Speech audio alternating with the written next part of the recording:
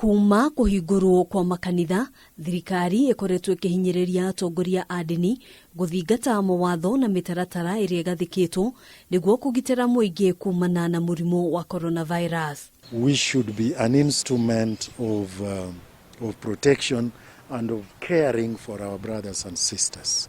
It's an act of love to do everything within the stipulated time so that nobody is unduly exposed to this virus. O kaunti-ini tanyitwo gukorwo na kamiti ya mwanya iria irirugamagirira Kanju ya makanitha niguo gutigirira mawatho maya ni marumirirwo.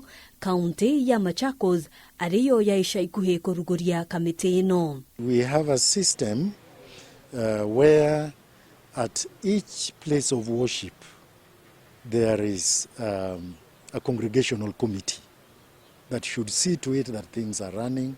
We have a checklist that they themselves will have and see whether there is that compliance. Riu Atongoria a ndini ne marutiirwo mukana wa kuhingirwo makanitha kuri aria matekurumirira mawatho na mitaratara. In cases of non-compliance, there can be a closure, but after due process.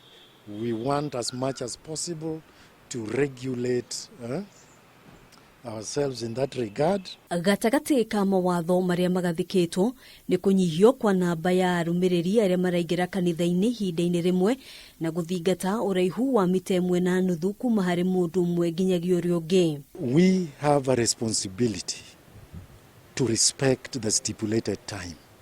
In the pre-opening phase, it was 1 hour. Now it is 1.5.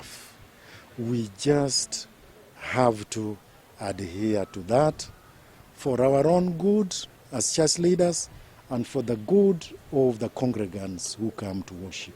Fuata maagizo ya Minister of Health, hakikisha kwamba watu wameoga mkono kikamilifu, hakikisha wana sanitizer, asa microphone. Usikubali microphone ishikwe kama hakuna sanitizer. Ihinda-ini riu Kanju ya makanitha no iraririria uria namba ya andu ingiongererwo kuma andu 100 nginyagia namba ya igaiguru kuri aria mari na kanitha nene. Handu-ini ha Kameme TV, njitagwo Ngina wa Waduro.